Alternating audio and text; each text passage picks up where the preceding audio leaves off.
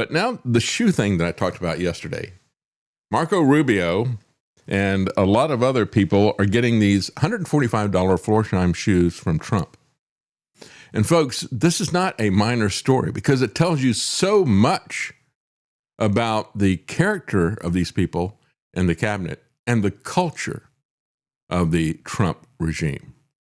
Because Trump looked over at the shoes of some of these guys, and some of them had some pretty expensive shoes because they've got a lot of money.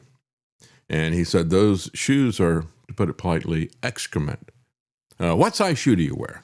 And he wants everybody to wear the same shoes that he wears, right? And so you have this situation of Marco Rubio comically wearing shoes that are way too big for him. It's not just that everybody's got to wear the same shoes, right? This is the kind of stuff that you see with teenagers at high schools. I saw this when I was a teenager in high school, and I still see it with others. There's the picture of the shoes. Look at is he even walking those things? They're sticking out like an inch behind his heel. But you've seen the situation where you got all these girls, and sometimes it's guys as well, all dressing exactly alike. And I remember going to a party once, and every girl basically was wearing the same white top. It's like, this is crazy, It's like a cult mentality, and that's what the Trump administration is. It's like a bunch of people in high school who haven't grown up yet. And so, little Marco. If you could see you through my eyes instead of your ego, I believe it'd be surprised to see that you've been blind. Little Marco does what I say. Walk a mile in my shoes. There's a walk a mile in my shoes. Yeah, before you abuse, criticize, and accuse, there's a walk a mile in my shoes. Trump. That's how I look at this. I thought, did he not ask these guys what shoe size? And this is the other part of the story, right? This is the other shoe to drop, okay, of this story. He goes around the table. He goes, okay, we're going to get you guys some good shoes because I'm the one who wears the good shoes. All of you wear a red tie and a blue suit because that's what I wear. And they imitate him voluntarily. But then he wants them to all wear these same $145 Florsheim shoes. And some of them are kind of upset about that. Said, well, I got some really nice Louis Vuitton shoes here. And, of course, Melania wears Prada, right? That was what was on the billboard of that movie theater when they're going to play the Melania documentary. That said, well, on Friday we find out if Melania wears Prada, right? Because that was the Devil Wears Prada movie that was playing there. Anyway, he goes around and he says, so what size shoe do you wear? Write this down and everything. And Marco's got small feet. He doesn't want to be trolled for small feet. So he tells him a bigger shoe size than he actually is. And then he's got to be humbled by walking around with these shoes that are too big for him. And evidently, just as we see with this war, he can't figure out, well, I could buy some Florsheim shoes that would be the right size, and Trump would never know. Instead, he's going to walk around in shoes that don't fit him. This is the way these guys operate with the Constitution. This is the way Mike Johnson and the rest of the GOP operate in Congress. They are so afraid of this bullying thug, this mafia don, that the mafia family of the GOP and the Trump regime will humiliate themselves wearing these things. It truly is amazing, a perfect metaphor for Congress, the cabinet, and the Trump mafia family values that you got there. It's also indicative of the type of sycophantic, subservient losers we have in power. That's right. Marco Rubio and Vivek Ramaswamy have both been pictured wearing shoes that are much too large for them, simply for their own vanity and to appease Trump. And remember the Ron DeSantis pictures where we had some kind of elevator shoes that built up the heel in the back to a ridiculous amount. And he was basically on his tiptoes. And these guys, next they'll be doing the Mar-a-Lago face with all the lip filler and all the rest of the stuff. These are not serious people.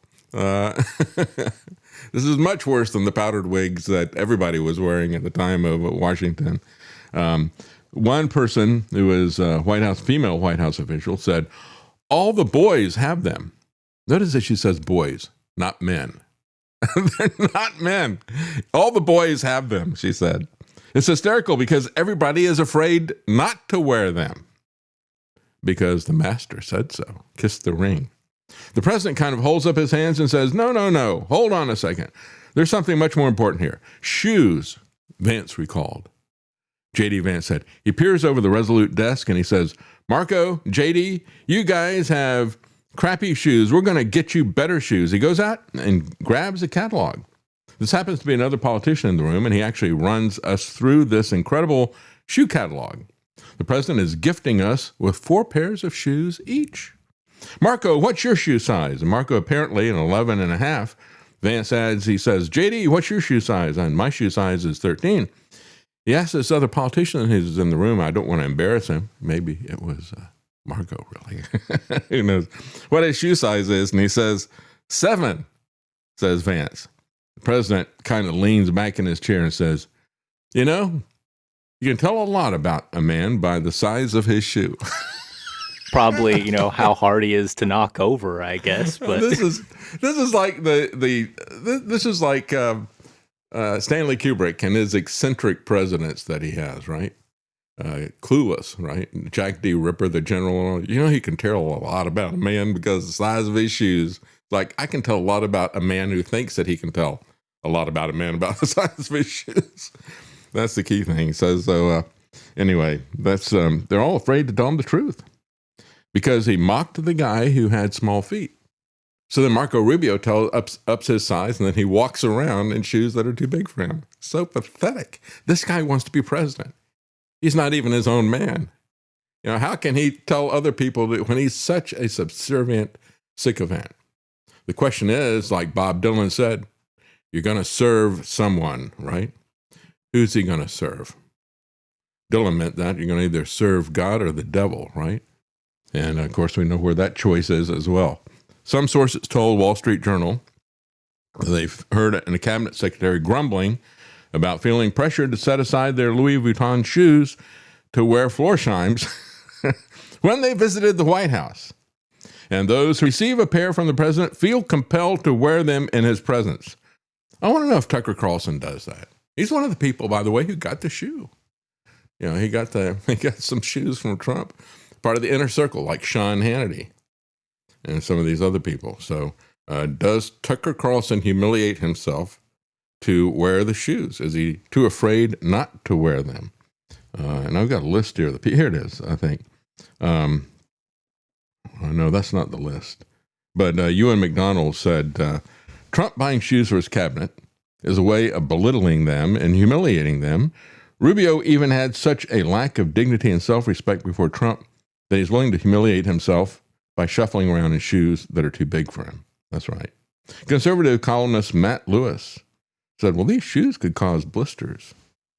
Well, these are guys who evidently are not chafing when their policies don't fit in the Constitution. So I don't know if they get chafing and blisters from their feet. Their policies and being a Zionist sock puppets, I guess they got to just get a thicker sock puppet to wear on their feet. And everything will be fine.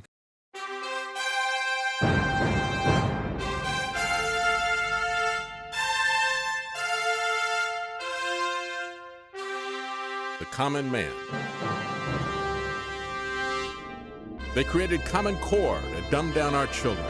They created Common Pass to track and control us. Their Commons Project to make sure the commoners own nothing.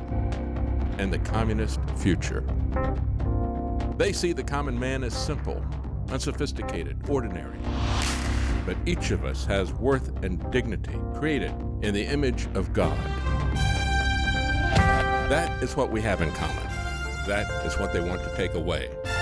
Their most powerful weapons are isolation, deception, intimidation. They desire to know everything about us while they hide everything from us. It's time to turn that around and expose what they want to hide. Please share the information and links you'll find at thedavidknightshow.com. Thank you for listening. Thank you for sharing.